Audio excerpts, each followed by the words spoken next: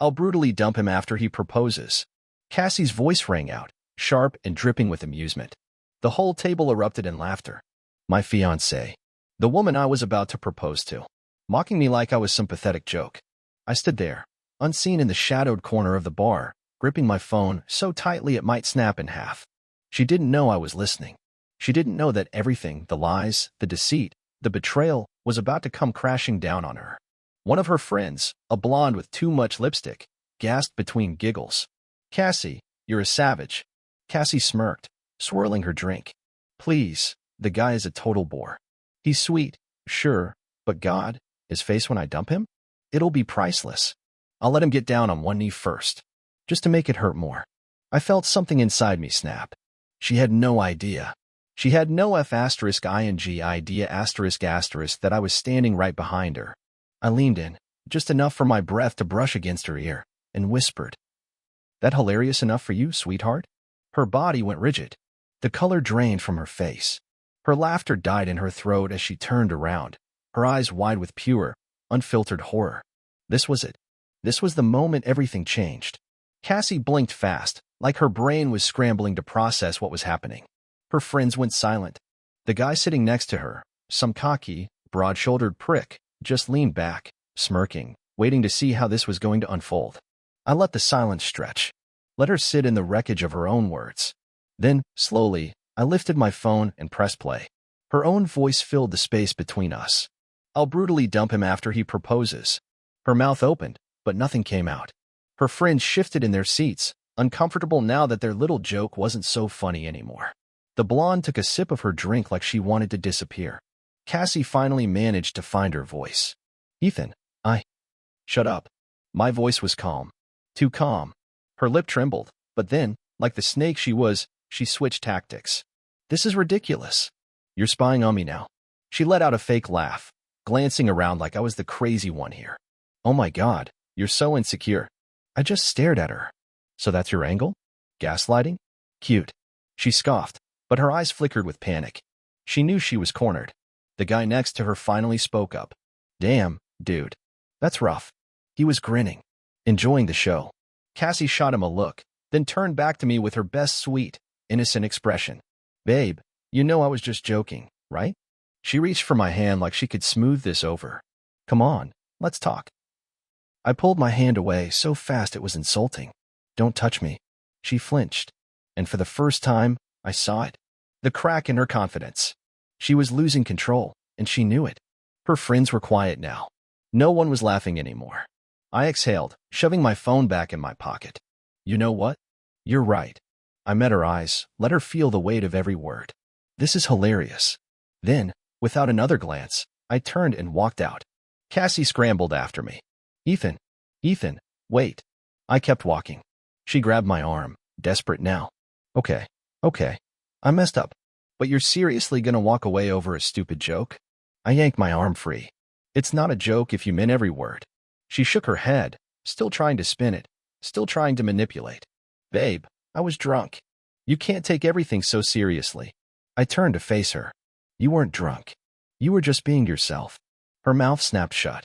And in that moment, I saw her real face, the one behind all the fake smiles, the sugar-coated words, the manipulations. She didn't love me. She never did. I took a step back. Good luck finding someone who's dumb enough to believe your bullshit. Then I walked away. And this time, she didn't follow. I didn't go home. Not yet. The adrenaline was too high. My hands were still shaking, and my chest felt like it was about to explode. I needed air. I needed distance. So I drove. Nowhere in particular, just miles of empty roads and streetlights blurring past. My mind kept replaying it, over and over. Her laugh. Her words. The way she looked so pleased with herself, like breaking me was some kind of sport. How long had she been planning this? Had every kiss, every "I love you," every moment we spent together been fake? I gripped the steering wheel harder. At some point, I parked outside a gas station. Just sat there, staring at my hands. The same hands that had been about to slip a ring onto her finger. I reached into my pocket, pulled it out. A simple gold band. Nothing extravagant, nothing flashy, just something I thought she'd love. Something I spent months picking out. I clenched my fist around it so tight I felt the metal dig into my skin. Then, Before I could think too hard about it, I rolled down the window and flung it into the darkness. I didn't need it anymore. That part of my life? Done. My phone buzzed. I ignored it. Then another. Then another. Cassie. Of course. I finally looked at the screen. 12 missed calls. And the texts? Cassie. Ethan, I swear it wasn't serious. Cassie, you're overreacting. Can we please talk? Cassie. Babe, stop ignoring me. Let's fix this. Cassie, are you seriously ghosting me over a stupid joke? Cassie. Fine. Be childish. But don't come crying back when you realize you made a mistake. Mistake? I exhaled a bitter laugh. Yeah, I did make a mistake. By ever trusting her in the first place. I tossed my phone onto the passenger seat and leaned back, staring at the roof of my car. Then, just as I was about to close my eyes, a new message popped up. Cassie, at least I had fun while it lasted, winking face. I sat up straight. My blood turned ice. She wasn't apologizing anymore. She wasn't trying to fix anything. She was gloating, like I was some idiot she had beaten. My pulse pounded in my ears as my fingers tightened around the phone. No, she wasn't getting the last word. I picked up the phone, my hand steady now, and typed a reply. Ethan, check your socials. Smiling face with smiling eyes. Then I pressed send. Because while she was busy playing her little games, I was making sure everyone knew exactly who she was. Cassie read the message almost instantly. 3 dots appeared. She was typing. Then they vanished. Then they came back. She knew something was wrong. I sat there, waiting. And then, Cassie, what the F asterisk did you do? I smirked. What did I do? I exposed her. See, while she was out laughing at my expense, while she was busy playing games, I was making sure she never got to play them again. First, I sent the recording to everyone who needed to hear it. Her parents, her boss, her friends, even that little group chat she thought was so private. Then, I made sure the world saw her true colors. Instagram? Gone. Twitter? Flooded with comments. Facebook? Her own mother was asking what the hell was wrong with her. I imagined her sitting there, watching everything fall apart in real time.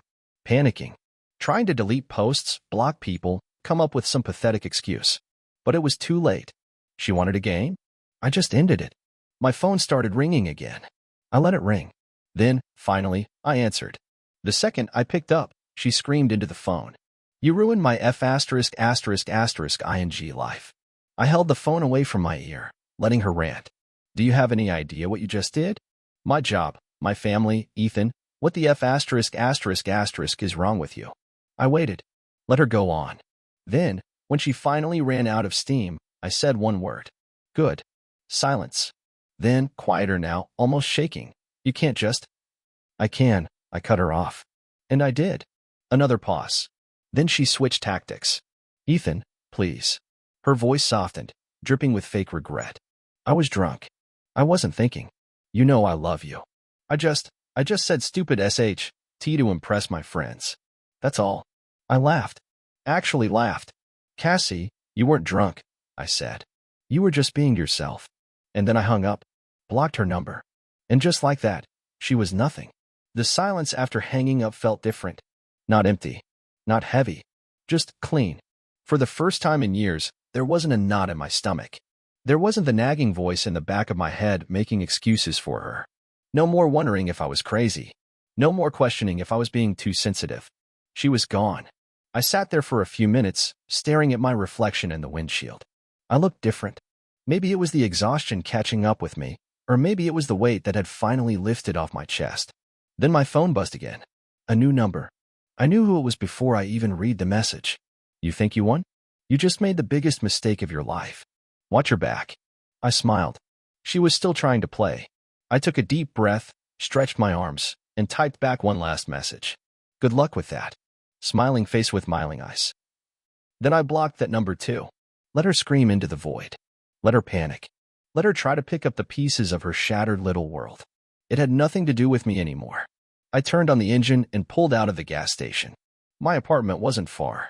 The place we used to share. But when I walked inside, it didn't feel like hers anymore. I took everything she left behind, her clothes, her makeup, the little trinkets she scattered around like she owned the place, and threw them straight into a trash bag. No second thoughts. No hesitation. Then I opened the window and let the night air wash over me. Fresh start. Clean slate. And as I stood there, listening to the city hum below, I felt something I hadn't felt in a long time. Peace. The next morning, I woke up to 42 missed calls from random numbers. Cassie was spiraling. I scrolled through my notifications. Texts, voicemails, even a few emails. All her. I deleted them without opening a single one. Then, just as I was about to toss my phone aside, a new message popped up. This one wasn't from her. Bro, you need to see this. Check Cassie's Instagram. I frowned. It was from a guy I barely spoke to, a mutual friend at best. But something about the message made me pause. Curiosity won. I opened Instagram and typed her name. Her account was still public, probably because she was too busy freaking out to lock it down. And the first thing I saw? A long, dramatic post with a picture of her looking devastated in black and white. Cassie, some people will go to any lengths to destroy others. I never thought I'd be a victim of such cruelty. Lies, manipulation, and betrayal. I trusted someone with my heart, and they ripped it apart. But I won't let the hate win. I will rise above. What? Hey. Joke. The comments were split. Half were calling her out. Girl, you literally got caught trash-talking your fiancé, LOL. You're the manipulator here, LMAO. Nah, she's just mad she got exposed. The other half? The simps. The ones who didn't know the full story. Stay strong, queen. You deserve better. Who did this to you? Don't let toxic men bring you down. I laughed. Of course she played the victim. That's what people like her did. I tossed my phone onto the bed. Let her cry to the internet. Let her spin her little sob story. It didn't matter. Because no matter how hard she tried to rewrite the narrative, she couldn't change the truth. I had one, and she knew it. By noon, more messages started rolling in. This time, from people I actually knew. A buddy from college. A coworker. Even Cassie's own cousin. Dude, she's losing it. Bro, she's in full meltdown mode. You have to see her stories. She's calling you abusive now. LOL. I sighed, rubbing my temples. I wasn't surprised. This was textbook Cassie, get caught, play the victim, then go nuclear when that doesn't work. I tapped on her profile. Sure enough, her Instagram story was a masterpiece of pure delusion. First, a crying selfie. No caption. Just mascara running down her cheeks. Classic. Next, a wall of text. I gave everything to someone who only wanted to destroy me. The lies, the humiliation, the pain. I wouldn't wish this on anyone. I just hope no other woman has to suffer like I did. Then came the kicker, a blurry screenshot of my text telling her to check her socials, with the caption.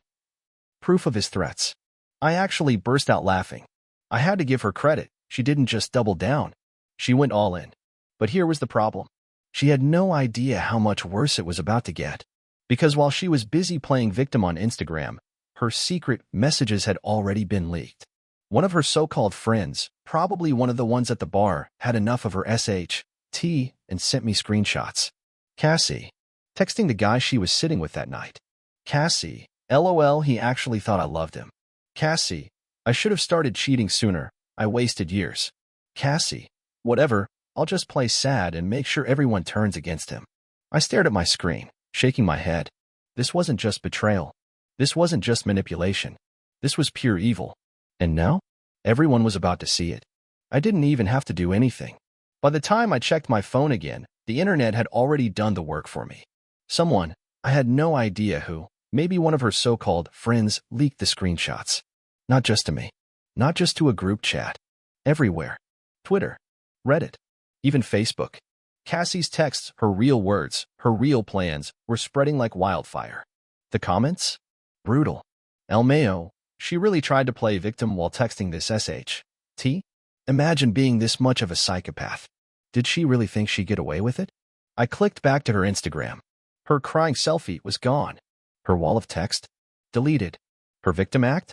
Completely vanished. And in its place? Nothing. She had deactivated. No posts. No stories. No Cassie. For the first time in her life, she finally realized she couldn't talk her way out of this one. I sat back on my couch, watching it all unfold. She deserved every second of it. All the humiliation, the embarrassment, the consequences. She earned them. And I wasn't going to waste another second thinking about her. My phone buzzed again. A text from my coworker. Drinks tonight? On me. You need to celebrate, bro. I smirked. Yeah, I did. I got to the bar early. Not because I was eager to drink, but because I wanted to sit for a second and just breathe. For the first time in a long time, my mind wasn't a storm of doubts, second-guessing, or endless what-ifs. There was no more wondering if I was crazy, no more questioning whether I was the problem. Cassie was gone. And more importantly, she couldn't touch me anymore. I ordered a whiskey and let the burn settle deep in my chest. The weight that had been pressing down on me for years? Gone. Then my coworker walked in, grinning like an idiot. Dude, he laughed, dropping into the seat across from me. You broke the internet. I shook my head, smirking. I didn't do anything. He snorted. Yeah? Tell that to the 100,000 people roasting your ex in the comments. I didn't check. I didn't need to. Cassie's world had imploded. Her job? Probably gone. Her reputation? Shattered. And all the people she had used, manipulated, and lied to? They finally saw the truth. I wasn't bitter about it. I wasn't angry. I was just done. My coworker lifted his glass. To freedom. I clinked mine against his. To never dating psychos again. We laughed, took a sip, and just like that, life moved on. Because that's what happens when you cut out poison. You heal. You grow. And you never, ever look back.